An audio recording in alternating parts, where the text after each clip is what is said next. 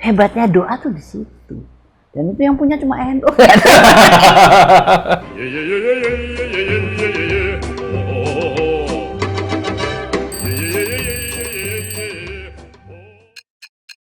Nah, Bunda, satu hal lain yang cukup menarik mengenai kelompok-kelompok. Tadi kan Bunda mengatakan memang selama kita dalam hal ini kan ingin menegakkan agama Allah, ingin menggunakan mensejahterakan masyarakat sebagaimana diperintahkan oleh Allah. Ada kelompok lain yang menggunakan narasi begitu, tapi caranya berbeda, Bunda. Kelompok-kelompok misalnya, ayo kembali kepada kembali ke Quran, tapi kadang-kadang semangatnya besar, cuman ilmunya kadang-kadang nggak cukup banyak. Ya, dia jangankan lagi ilmunya ya, bahwa melihat sunnah Rasul aja dia nggak bisa gitu. Coba deh kalau diikuti sejarahnya, tarikhnya. Apa ada Rasulullah itu mengajarkan kekerasan? Loh, itu yang begitu aja dia nggak bisa menjabarkan gitu loh. Bagaimana lagi ilmu yang lain gitu, yang membutuhkan ketekunan untuk belajar gitu. Nah, kadang-kadang saya suka ditanya sama teman tentang seorang yang kebetulan turunan Arab lah. Si X tuh gimana gitu ya, si Habib X tuh gimana. Wah, saya kalau ditanya gimana saya nggak tahu ya, saya bilang, karena saya kenalnya juga sebatas kenal biasa, tidak kenal terlalu dalam. Tapi buat saya patokannya cuma satu, kalau kita bicara tentang keturunan Arab, itu cuma ada satu hal, yaitu keturunan Rasulullah atau dia keturunan Abu Jahal. Dan itu hanya bisa dilihat dengan tingkah lakunya. Oke. Ini udah nggak usah cari cara yang Jelimet-jelimet, ribet, ruwet, nggak usah. Lihat aja itunya. Ini pantasnya jadi keturunan Rasulullah apa jadi keturunan Abu Jahal? Kalau saya sih itu aja, saya bilang gitu. Oke. Ya teman saya ngakak ketawa. Oke. Baik. Banyak sekali yang telah kita perbincangkan mengenai NU, mengenai sejarahnya, perannya, lalu kemudian di level nasional ataupun global, serta tantangan-tantangan terbarunya.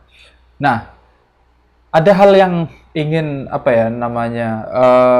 yang sangat urgent yang sedang kita hadapi saat ini, yaitu mengenai tantangan pandemi di Indonesia.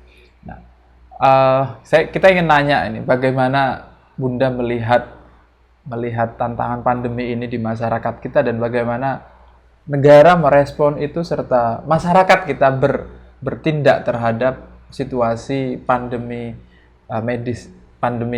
corona saat ini. Ya, kalau saya melihatnya satu hal ya, pandemi itu ujung-ujungnya kan kita harus berupaya mendapatkan sesuatu untuk menangkal pandemi ini. Nah, disinilah yang sebetulnya peranan pemerintah itu sangat besar. Kalau saya melihat dari beberapa hal ya, dan saya juga sudah pernah menyampaikan kepada salah satu laboratorium di UI, laboratorium UNERI, itu penemuan yang berdasarkan dawuh ya. Karena kalau orang tua zaman dulu itu yang namanya empedu kobra. Empedu kobra. Itu mempunyai daya tangkal yang luar biasa terhadap penyakit. Itu dicampur dengan anggrek hutan yang tertentulah spesiesnya. Itu sudah pernah dikirimkan ke UI. Ya, tapi saya juga nggak tahu. Saya nggak pernah nggak nanya lagi ya seberapa sampai kemana. Tapi artinya sebetulnya seperti kayak Profesor Soekardi di Mojokerto ya. Beliau tuh memang diakui oleh WHO. Memang dia untuk biotek itu beliau sangat menguasai, diakui WHO. Dan beliau tuh sudah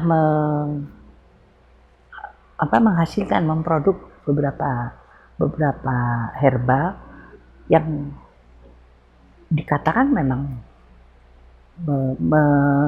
apa? Meningkatkan Meningkatkan imunisasi, imunitas tubuh. imunitasnya tubuh. Hmm. Nah, harusnya pemerintah ini kan sedikit memberi kelonggaran lah kepada yang seperti ini untuk diteliti gitu loh. Kalau memang kalau seperti Prof. Sukardu nggak mungkin lah, kalau secara laboratorium pasti udah bener lah. Dia memang ahlinya. Nah, disinilah sebetulnya peran-peran pemerintah ini.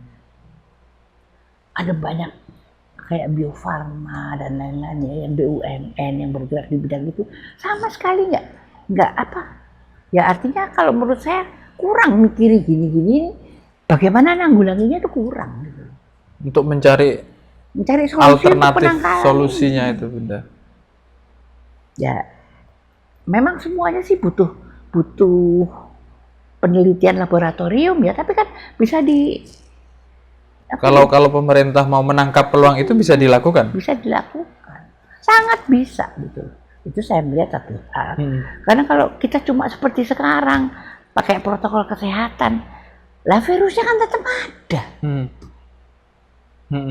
Kemudian saya melihat bahwa dari semua daerah yang paling tinggi itu Jawa Timur. Jadi saya kan mikir-mikir, ditanyain teman-teman, kok Jawa Timur bisa gitu ya? Ya nggak tahu ya, kalau saya melihat dari satu sisi, orang Jawa Timur itu karakternya sombong gitu. Sombong? Awalnya mungkin aku gak bakal kena gitu kan. Awal itu ada. Jadi akhirnya dia tidak berhati-hati dengan dirinya, dengan penjagaan protokol kesehatan ini nggak ada awalnya. Gitu. Nah itu yang menyebabkan udah terlanjur banyak baru sadar gitu kan. Jadi memang ya hari ini yang dibutuhkan memang pemimpin ya. Kita melihat bahwa Bu Risma itu sebagai mayor, sebagai wali kota itu dapat penghargaan dunia internasional. Tetapi akhirnya sampai dia melakukan sebuah tindakan yang lucu kalau menurut saya, sampai sujud sama dokter itu kan. Jadi kalau menurut saya memang antara pemimpin dengan dengan fungsional dia sebagai orang yang harus memimpin itu nggak nyambung. Jadi memang dia fungsional sebagai pemimpin, tapi sesungguhnya ya bukan leader gitu loh. Ya nggak ono lah mas leader kayak ngono. Ini salah satu contoh. Ya kebetulan yang di depan mata kita tuh Bu Risma. Tapi saya sendiri juga sebetulnya akhirnya gini loh, Masya Allah, kok gini sih memimpin batu ujungnya kok kayak gini. Ya Allah, aku benar-benar ngenes gitu ya. Tapi ya udahlah. Ya, kita mencoba memahami itu sebagai sebuah kekalutan beliau ya. Kita mencoba memahami itu. Tapi sebetulnya kalau diawali dari zaman sekarang kan nggak bisa lagi top down mas. Top down system itu udah nggak mungkin. Ya harus ada bottom up. Bagaimana caranya menumbuhkan motivasi kepada orang-orang ini untuk melindungi dirinya sendiri. Nah ini yang kayaknya oleh pemimpin-pemimpin regional lokal itu diabaikan gitu loh. Jadi mereka pakai masker, mereka harus pakai hand sanitizer dan sebagainya, itu tidak diberikan pengertian bahwa itu adalah melindungi dirinya dan keluarganya. Kemudian itu melindungi orang lain. Kalau ditujukan kepada ini melindungi orang lain, nanti orang nggak pakai masker bisa ditusuk sama orang lain karena dianggap itu tidak mencelakakan. Itu mencelakakan dia. Jadi seorang pemimpin itu harus hati-hati, ngomongnya itu harus hati-hati. Karena saya melihat kemarin ini kan ada sebuah kondisi di mana dikatakan bahwa memakai masker, sanitizer dan sebagainya itu adalah perlindungan bagi orang lain. Dan orang lainnya aseran, adatnya keras, orang nggak pakai masker, tusuk terus gimana? Loh, ini Indonesia mungkin saja terjadi. Apalagi daerah-daerah panas koyo daerah sampean. Aslinya Jawa Timur ya. Iya. Nah, kita membicarakan Jawa Timur karena Bunda Jawa Timur, saya Jawa Timur. Jadi ketika Bunda bilang orang Jawa Timur rotok sombong, ya pancene. Saya tidak berani membicarakan daerah lain karena saya tidak mau menyinggung daerah lain. Karena ini adalah daerah saya, ya saya menganggap ini menjadi sebuah kritik bagi masyarakat kita sendiri. Dan tidak kecil loh sebetulnya peranannya ulama dalam hal ini. Bunda melihat peran ulama bagaimana, Bunda? Apakah kurang berperan atau memang tidak ada ruang untuk berperan, atau kemudian ya ulama itu sudah menyampaikan dalam kapasitas beliau sebagai ulama ya. Biasanya dalam pengajian-pengajiannya atau dalam orang-orang yang seorang ulama itu kadang-kadang sehari itu melayani sampai puluhan sampai ratusan masyarakat yang datang bertandang ya. Tapi saya melihat ini, Bunda, non sewu, sebelum pemerintah ini sepertinya kurang melibatkan ulama untuk policy ke bawah ya, Bunda.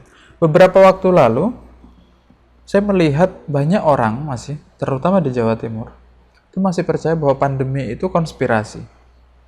Padahal orang-orang yang bicara itu lingkungannya di lingkungan pesantren. Ini kayaknya kok nggak nyampe ke sini ya informasi. Saya melihatnya omongannya pemerintah itu dari media. Jangan lupa geografis lagi. Okay. Jadi ini juragan-juragan besar ini memakai kaki tangannya di sini untuk mengacaukan kondisi ya. Karena sekarang ini yang sedang dijadikan target musuh bersama adalah Cina. Ya jangan lupa dong, peranan musuh-musuhnya Cina kayak apa. Oke. Dan ini karena tadi bahwa ulama itu tidak well informed. Ya, jadi terkadang ya memang tidak merasa perlu sampai ke sana. Ya kalau pemerintah nggak nganggep ulama, ya bukan sekarang aja ya, dari dulu ya mana pernah nganggep gitu loh. Walaupun sejarah membuktikan peranan ulama itu nggak lepas dari kemerdekaan Indonesia. Jadi malah kalau kaget sekarang tidak dilibatkan, malah aneh. Kalau menurut saya kalau hari ini kaget tidak dilibatkan ya aneh. Dari dulu emang nggak pernah dianggap ya. Artinya ulama dengan umat itu kan nyambung. Ya. Apapun juga tuh nyambung gitu ya. Bahwa pemerintah mengeluarkan aturan begini begitu ya. Enggak sedikit loh peranannya ulama itu untuk mengingatkan masyarakatnya terhadap aturan pemerintah. Betul. Itu selalu dikerjakan oleh ulama. Okay.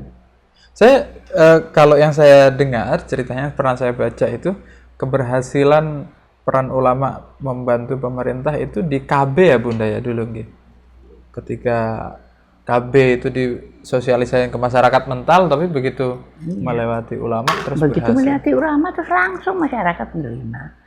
Nah itu memang ya, dan sejarah Indonesia itu memang hubungan pemerintah dengan ulama itu memang naik turun ya. Nggak bisa dipungkiri ya, memang seperti itu ya. Kalau menurut saya ya sudahlah, kita juga nggak, ya artinya gini, kapan nggak diperhatikan. Artinya kan ulama jalan di jalannya dia. Bahwa pemerintah terima kasih atau enggak, ya urusan dia lah. Gitu. Loh, dulu kalau sebelum ada TNI emang udah ada tentara. Kalau nggak ada Hizbullah dan sebagainya, emang udah ada tentara? Nggak ada. Nah, dan kita tidak mengharapkan apa-apa. Itu yang menyebabkan kata orang-orang tuh bilang gitu. Heran aku deh, kayak orang-orang yang begitu kalau lagi genting-genting aja udah pada ini deh gitu kan, dicariin gitu kan. Nanti kalau udah ini, saya bilang gini, orang yang itu dasar itu saja ikhlas. Antara ikhlas sama nggak ngerti atau kadang-kadang bodoh tuh ya, aku nggak bisa bilang gimana lah. Silakan terjemahkan sendiri, yang bilang gitu. Kok sadis banget? Lah ya nyatanya seperti itu kok. Saya bilang gitu. Hanya dengan sebuah permohonan, aduh tolong dibantu gini, ya udah. Habis itu ya selesai, mau dia mau terima kasih mau enggak. Ada yang sakit hati, tapi ada juga yang menganggap itu biasa. Ya itulah. Jadi ketika misalnya ada membantu politik, misalnya datang minta tolong ya, terus habis itu udah lupa, ditinggal, ya sudah. Itu udah pengalaman, itu ya sudah perjalanan hidupnya ulama begitu. Dan itu sudah terbiasa dilakukan selama ya 32 tahun Orde Baru juga nggak jalan bareng pemerintah. Toh kita bisa hidup. Dan itu tadi KB di zamannya Orde Baru, kalau nggak ada ulama nggak jalan. Bayangkan bagaimana pertumbuhan penduduk Indonesia pada waktu itu kalau KB-nya nggak jalan. Kita bisa 500 juta sendiri tuh. Bisa ngalahin Cina kita. Ya, itu fakta yang ada. Ya mudah-mudahan lah ya, keikhlasan itu oleh Allah dengan doa-doa para ulama itu diberikan kepada Allah itu kehidupan yang baik bagi umat Islam Indonesia. Amin, amin. Dan membuat mereka itu lebih mau menerima keadaan, lebih mau bersama-sama mencari solusi dari setiap kesulitan. Karena dengan kondisi hari ini kita jangan ngomong Indonesia, secara global memang semuanya resesi. Jadi kalau kita bicara tentang bagaimana mengatasi ekonomi hari ini, saya lihat peranan pemerintah udah sulit ya untuk membantu rakyatnya ya. Karena kalau kita lihat capaian pajak juga kan kecil. Masih sangat kecil. Itu kecil dengan hutang yang sekian banyak, kemudian yang katanya dianggarkan untuk COVID akhirnya buat bayar hutang, ya itu ya apapun juga itu kewajiban rakyat Indonesia kepada pihak ketiga, ya rakyat Indonesia diwakili oleh pemerintahnya. Betul. Mau nggak mau itu ya harus dijalani. Oke. Kita marah ya nggak bisa. Nggak menyelesaikan masalah. Nggak menyelesaikan masalah. Lebih baik sekarang kita tuh apa yang bisa kita kerjakan secara ekonomi, industri di rumah ya kita kerjakan. Kalau misalnya berkelompok ya bisa kita kerjakan berkelompok. Tapi akhirnya kalau istilah saya tuh gampangnya, simpelnya itu adalah yang jualan es bisa jualan es, yang jualan kacang goreng bisa jualan, yang jualan tempe bisa jualan, kan akhirnya ekonomi berputar. Tidak usah mengharapkan ekonomi yang skala besar. Kalau yang skala kecil ini sudah berjalan, otomatis nanti juga kayak bola salju. Seperti waktu 98 Bunda ya? Seperti 98, tapi sekarang hari ini kayaknya keadaannya jauh lebih parah. Jauh lebih parah karena physical distancing dan social distancing-nya. Bukan hanya itu ya, kemampuan ekonomi global juga menurun banget. 98 kan nggak ada masalah, Mas. Asia Bunda 98 ya? Iya, Asia, tapi kan yang kekuatan-kekuatan besar masih punya. Nah, kemudian kalau dibilang ada pergantian ini, pergantian itu gitu ya, isu-isu ini itu. Kalau pengalamanku loh, ya, tahun 45 itu kalau nggak ada Jepang, Indonesia nggak merdeka. Kita dibantu Jepang bukan main. 65 itu kalau nggak ada Amerika, kita nggak bisa ngabisin PKI. Namanya semua orang dengan segala kegiatan itu pakai daun pisang. Kan ada uang yang beredar di situ. Itu kalau nggak ada uang dari luar kan nggak jalan. 98 juga sama. Artinya kalau hari ini kita ada isu-isu pergantian ini itu kalau menurut saya kecil ya kemungkinannya. Karena dunia lagi resesi semuanya. Jangankan lagi mikirin Indonesia, mikirin diri mereka sendiri aja setengah mati. Betul. Amerika juga kewalahan dengan nasibnya sendiri. Dengan nasibnya sendiri mereka kewalahan. Oke. Demikian pembicaraan kita panjang lebar, tapi sebelum saya akhiri saya ingin meminta nasihat dulu dari Bunda. Tadi peran anak-anak muda sangat dibutuhkan di era sekarang untuk terutama untuk memprovide masukan-masukan informasi terhadap para masyayikh kita, para pimpinan organisasi Nahdlatul Ulama. Kira-kira ke depannya Bunda, apa yang harus diperankan lebih oleh kelompok-kelompok anak muda ini? Ya sebetulnya kelompok anak muda ini kalau memang ada yang menyatukan itu baik ya, artinya memikirkan menghadapi situasi hari ini di antara kekuatan-kekuatan politik internasional yang ada, kita mau ngapain sih? Itu yang kita tentukan dulu. Oke. Kalau kita udah tahu mau ngapain ya kita terus bisa bergerak sesuai dengan itu. Tapi ya tentunya kalau di NU itu tidak bisa terlepas dari para ulama. Betul. Karena pengambil kebijakan kalau menurut ADART NU itu ya sebetulnya di Suriah. Tanfid itu menjalankan kebijakan dari Suriah. Makanya saya bilang itu kalau hari ini Roisam-nya Pak Yai Miftah itu sudah tepat karena beliau itu betul-betul simbol dari kiai yang lurus kenceng nggak belok-belok kemana-mana. Ilmu saja yang dia urusi, ilmu dan umat. Nah, harus punya wakil yang memang mengerti pergolakan ya, pergolakan dan pergerakan. Di level Suriah gitu. Di level Suriah, karena level Tanfid itu hanya menjalankan perintahnya Suriah. Dasarnya itu kan sebetulnya begitu. Oke. Berarti poin utama dari obrolan kita ini adalah bagaimana kelompok anak-anak muda ini seirama dengan dan dengan cara memprovide informasi dan memberikan masukan barangkali kepada para kiai sehingga kiai mengambil kebijakannya sesuai berdasarkan kekinian dan data yang ada. Oke. Bunda matur nuwun atas waktunya. Baik teman-teman dimanapun Anda berada, demikian obrolan kami dengan Bunda Lili Wahid. Kita biasa panggil Bunda dalam keseharian kita. Beliau merupakan salah seorang tokoh di Nahdlatul Ulama yang sangat dekat dengan teman-teman muda yang selalu membuka kediamannya untuk kita semuanya. Saya ingat waktu pertama kali masuk ke Jakarta, ya makannya di sini. Jangan buka. Oke. Tapi saya ini menunjukkan bahwa ini penting sekali sejak dari awal memang Bunda menyadari bahwa teman-teman muda itu harus dirangkul dan kemudian sebagaimana juga teman-teman yang muda juga harus lebih aktif dan memprovide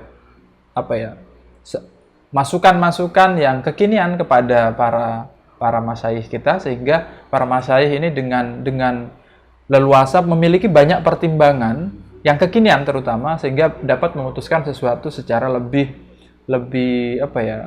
mengena terhadap situasi yang sedang terjadi. Saya Ahmad Rozali mohon undur diri apabila ada kesalahan dalam membawakan acara ini, saya mohon maaf. Wallahul muwaffiq ila aqwamit thoriq. Wassalamualaikum warahmatullahi wabarakatuh. Waalaikumsalam.